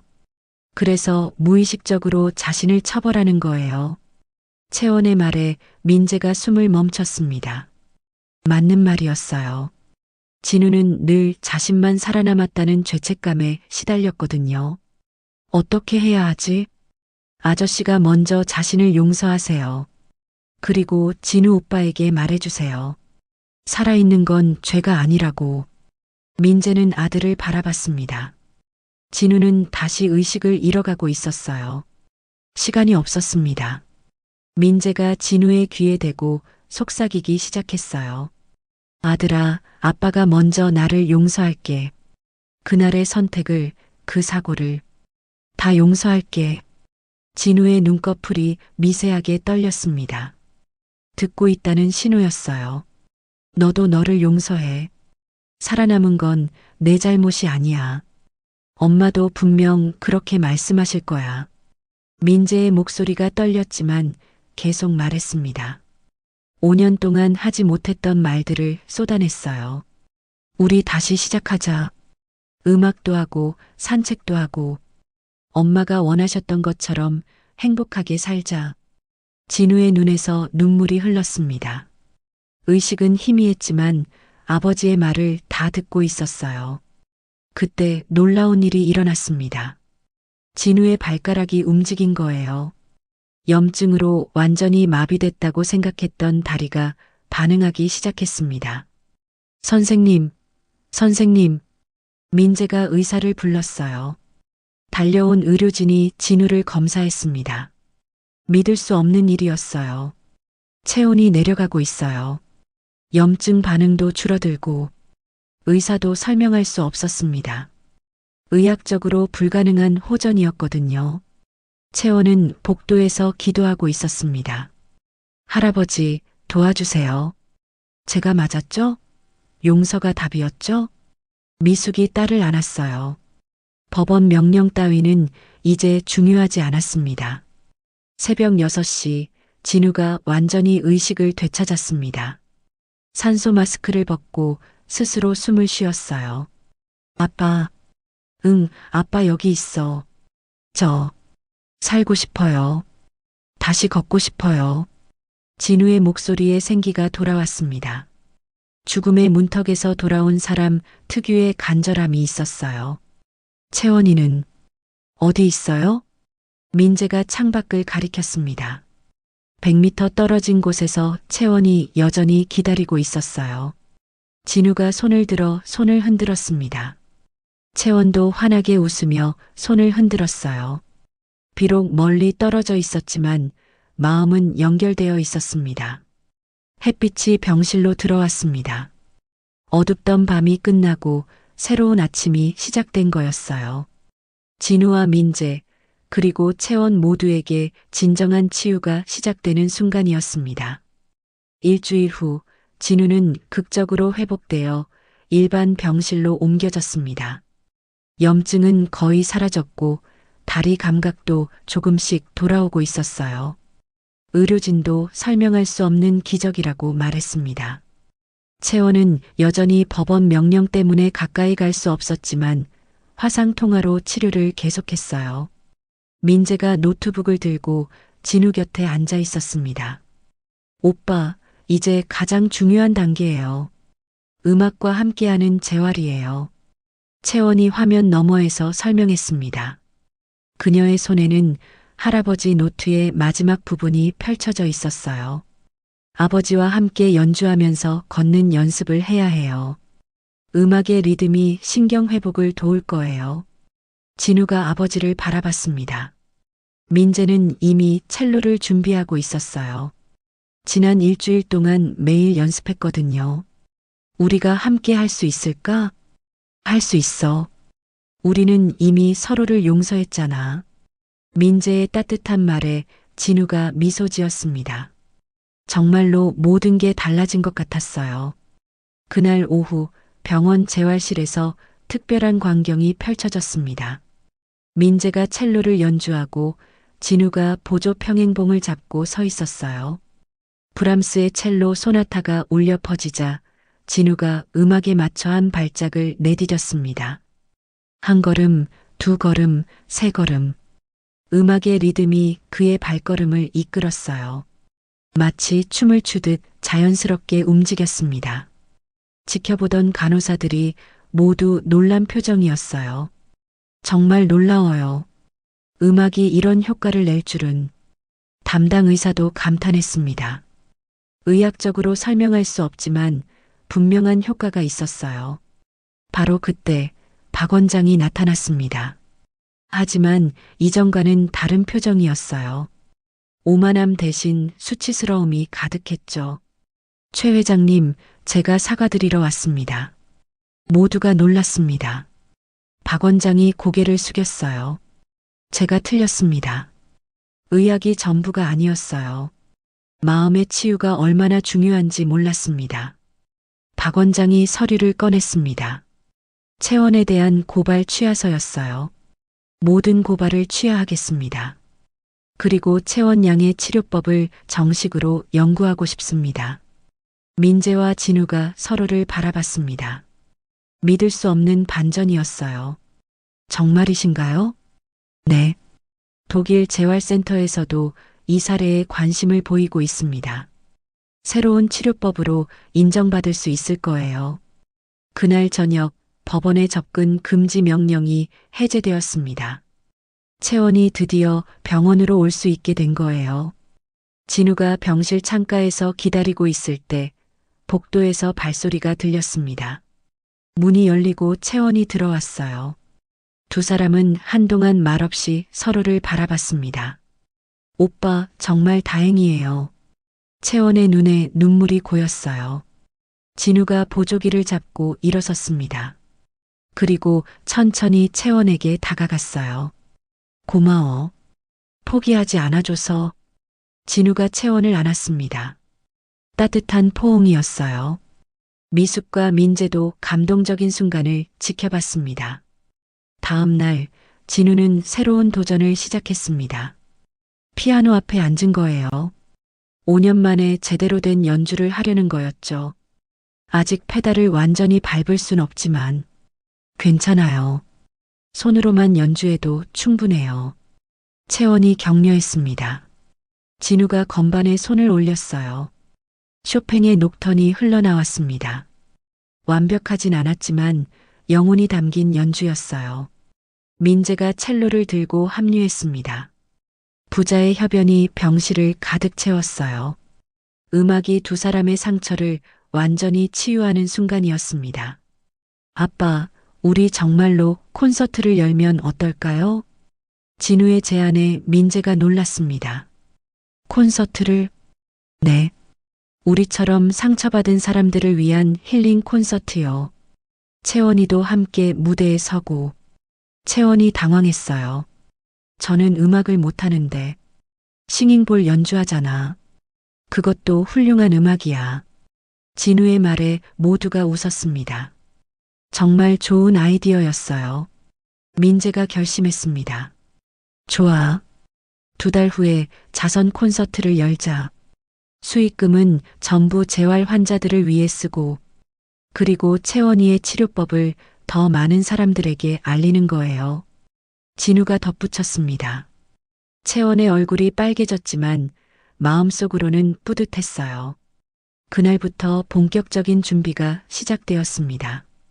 진우는 매일 6시간씩 재활 훈련을 했어요. 보조기 없이 걷는 게 목표였습니다. 민재는 첼로 연습에 매진했고 채원은 싱잉볼로 특별한 음악을 준비했어요. 3주가 지나자 진우는 짧은 거리를 보조기 없이 걸을 수 있게 되었습니다. 완전한 회복은 아니었지만 놀라운 진전이었어요. 할 수 있어. 우리는 할 수 있어. 진우가 스스로에게 말했습니다. 이제 정말로 새로운 시작이었어요. 상처와 절망을 딛고 일어선 그들의 이야기가 많은 사람들에게 희망이 될 거였습니다. 콘서트 당일 아침 서울예술의 전당 콘서트홀은 분주했습니다. 1000석 규모의 공연장이 관객들로 가득 찰 예정이었어요. 언론에서도 큰 관심을 보였습니다. 기적의 회복 스토리가 많은 사람들에게 희망을 주고 있었거든요. 무대 뒤 대기실에서 진우는 거울을 보며 심호흡을 했습니다. 검은 연주복이 5년 전보다 조금 헐렁했지만 눈빛은 그 어느 때보다 빛나고 있었어요. 옆에는 특수 제작된 의자가 놓여 있었습니다. 완전히 서서 연주하기는 아직 무리였거든요. 긴장돼? 민재가 첼로를 조율하며 물었습니다. 그도 연주복을 입고 있었어요. 20년 만의 무대였지만 이상하게 떨리지 않았습니다. 조금요. 하지만 기대도 돼요. 진우가 미소 지었습니다. 아버지와 함께 무대에 선다는 게 꿈만 같았어요. 채원은 무대 의상 대신 할아버지가 남긴 하얀 한복을 입고 있었습니다. 손에는 7개의 싱잉볼이 담긴 상자가 들려 있었어요. 미숙이 딸의 머리를 매만져줬습니다. 우리 채원이가 정말 대견해. 엄마, 떨려요. 이렇게 많은 사람 앞에 서는 건 처음이에요. 할아버지가 하늘에서 지켜보실 거야. 오후 7시 조명이 어두워지고 무대막이 올랐습니다. 객석에는 재활 환자들과 가족들, 의료진, 그리고 일반 관객들이 섞여 앉아 있었어요. 맨 앞줄에는 휠체어를 탄 환자들이 특별석에 자리했습니다. 진우가 먼저 무대로 나왔습니다. 보조 지팡이를 짚고 있었지만 스스로의 힘으로 걸었어요. 객석에서 박수가 터져 나왔습니다. 안녕하세요. 저는 5년 전 사고로 하반신이 마비됐던 최진우입니다. 진우의 목소리가 공연장에 울려 퍼졌습니다. 관객들이 숨죽이고 들었어요. 포기하고 싶었던 순간이 많았습니다. 하지만 한 소녀와 아버지, 그리고 많은 분들의 도움으로 다시 걸을 수 있게 됐어요. 진우가 피아노 앞에 앉았습니다. 특수 의자 덕분에 페달도 어느 정도 밟을 수 있었어요. 오늘 연주는 절망 속에서도 희망을 잃지 않는 모든 분들께 바칩니다. 첫 곡은 쇼팽의 발라드 1번이었습니다. 진우의 손가락이 건반 위를 춤추듯 움직였어요. 때로는 격정적으로, 때로는 서정적으로 5년의 공백이 무색할 정도로 아름다운 연주였습니다. 중간 부분에서 민재가 무대로 걸어 나왔습니다. 첼로를 들고 아들 옆에 앉았어요. 부자의 협연이 시작되자 관객들의 눈가가 촉촉해졌습니다.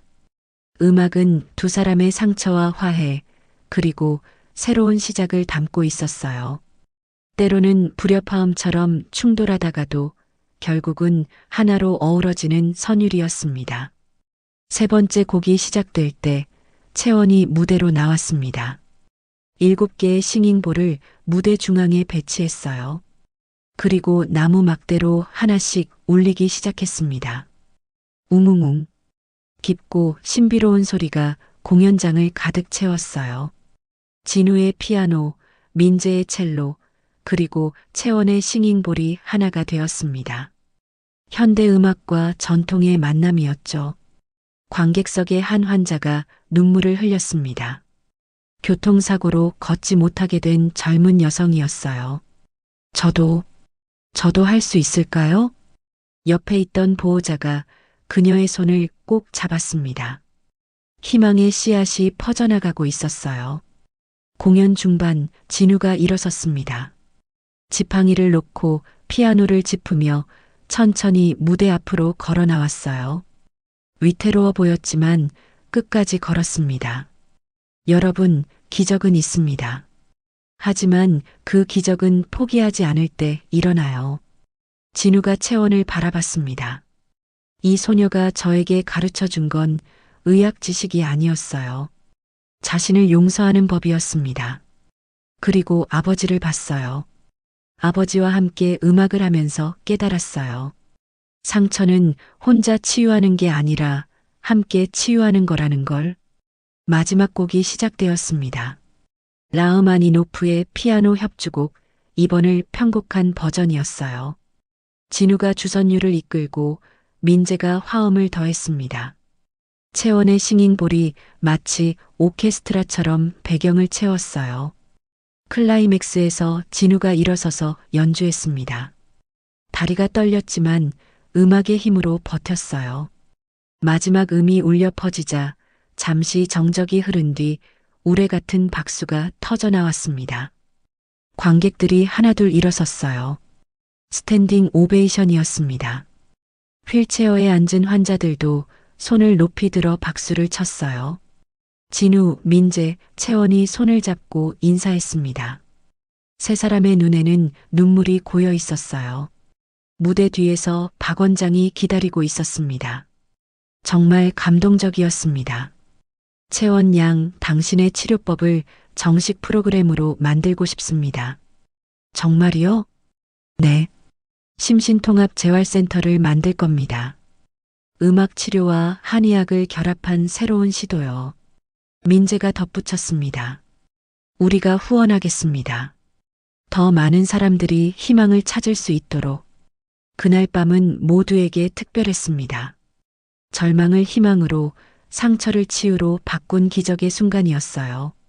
진정한 치유는 몸만이 아니라 마음까지 함께 일어나야 한다는 걸 모두가 느꼈습니다. 2년 후 봄날의 따스한 햇살이 심신통합재활센터를 비추고 있었습니다.